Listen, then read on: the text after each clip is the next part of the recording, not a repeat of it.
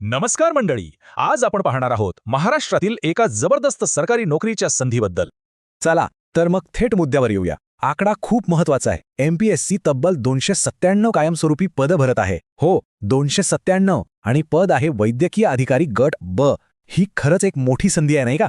आणि ही भरती कोण घेतंय? तर प्रतिष्ठित महाराष्ट्र लोकसेवा आयोग म्हणजेच एमपीएससी. सगळ्यात महत्त्वाचं म्हणजे ही सरळ सेवा भरती आहे.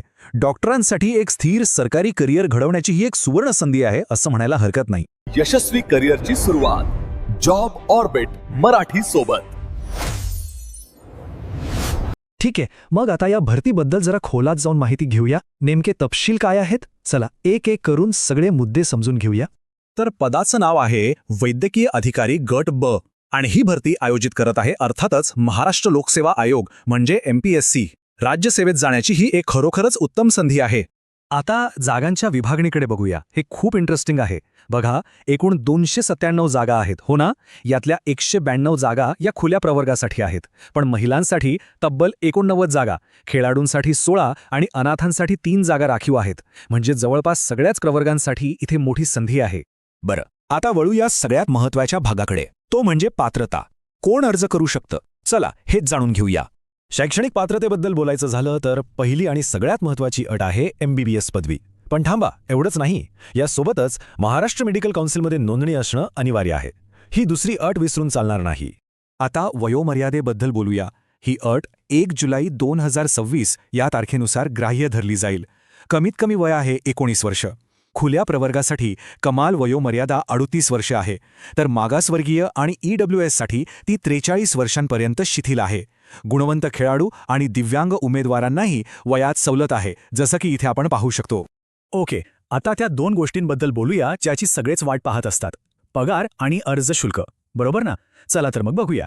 पगाराचा आकडा ऐकून नक्कीच आनंद होईल. या पदासाठी सुरुवातीचा पगार आहे दरमहा 56,000 रुपयांपेक्षा जास्त.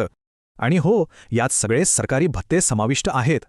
म्हणजे एकंदरीत खूपच आकर्षक पॅकेज आहे. आता अर्ज शुल्काबद्दल. खुल्या प्रवर्गासाठी शुल्क आहे 394 रुपये. आणि जे उमेदवार राखीव प्रवर्गात येतात म्हणजे मागासवर्गीय, अनाथ किंवा दिव्यांग, त्यांच्यासाठी शुल्क फक्त 294 रुपये आहे. म्हणजे शुल्कातही सवलत देण्यात आली आहे. ठीक आहे, तर आतापर्यंत आपण पात्रता, पगार सगळं पाहिलं. आता सर्वात महत्त्वाचा टप्पा, अर्ज करायचा कसा, आपलं स्थान निश्चित कसं करायचं. चला प्रक्रिया समजून घेऊया.